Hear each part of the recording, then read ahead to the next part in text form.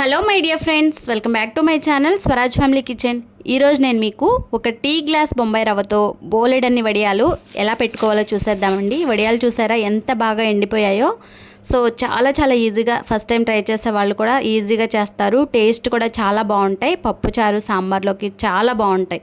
మరి లేట్ చేయకుండా ఎలా చేసుకోవాలో చూద్దాం. చూసారా, నేను ఇక్కడ ఈ టీ గ్లాస్ సైజ్ అంతా ఒక కప్పు ఉప్మా రవ్వ ఉంటుంది కదండి, బొంబాయి రవ్వ తీసుకున్నాను.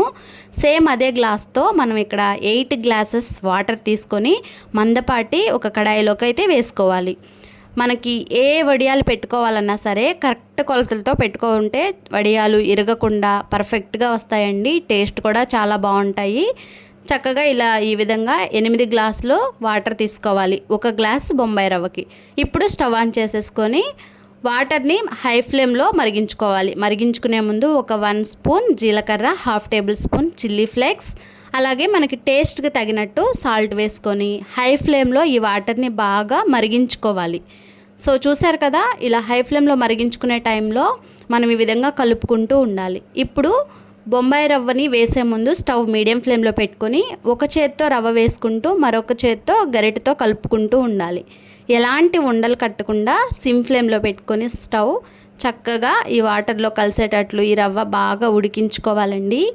ఉండలు అనేది అసలు కట్టకూడదు, అలాగే అడుగు కూడా అంటకూడదండి. చూడండి, మనం ఇప్పుడు స్టవ్ మీడియం ఫ్లేమ్లో పెట్టుకుని నిదానంగా ఈ రవ్వని బాగా ఉడికించుకోవాలన్నమాట.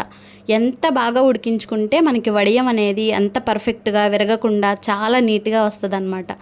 ఒక 10 నిమిషాలకి చిక్కబడటం స్టార్ట్ అయ్యిద్ది. చూసారా, రవ్వ కూడా ఆల్మోస్ట్ మనకి ఉడికిపోయిందండి.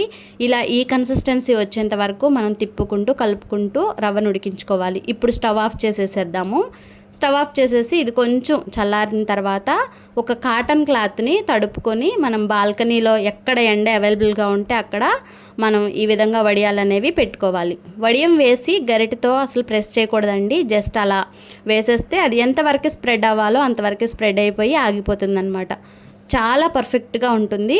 ఇలా వేసుకునేటప్పుడు మధ్య మధ్యలో మనం ఈ పిండిని కలుపుకుంటూ ఉండాలన్నమాట. కలుపుకుంటూ 1 by 1 వడియాలు అనేవి పెట్టుకోవాలి.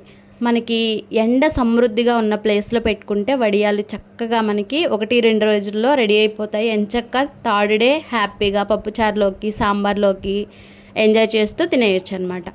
సో చూసారు కదా, నేను బాల్కనీలో మంచిగా ఎండ వస్తుంది, ఇంకా అక్కడే పెట్టేసుకున్నాను అనమాట వడియాలన్నీ కూడా.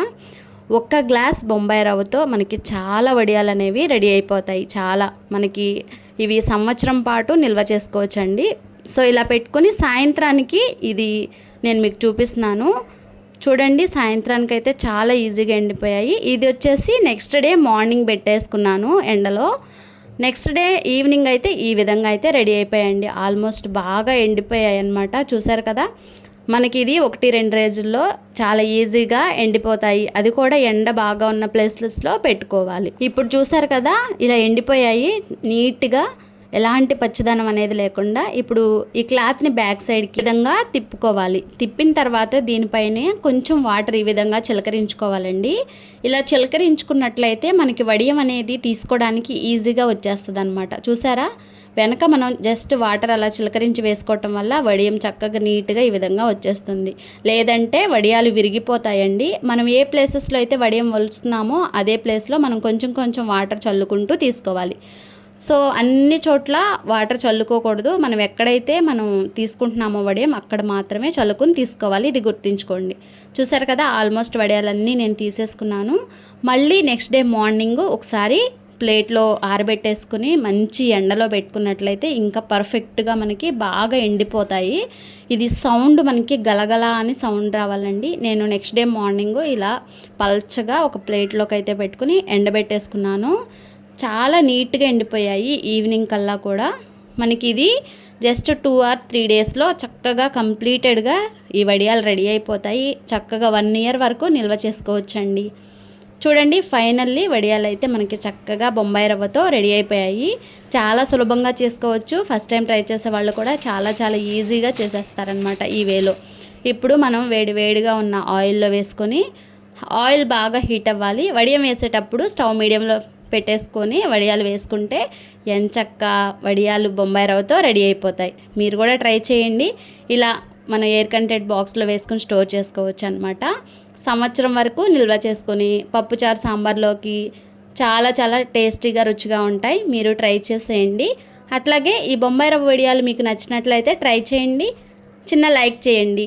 సబ్స్క్రైబ్ చేయకుండా వీడియో చూస్తున్నట్లయితే తప్పకుండా సబ్స్క్రైబ్ చేయండి. ఓకేనా friends, thank you for watching. మరొక మంచి వీడియోతో కలుద్దాం. Bye friends.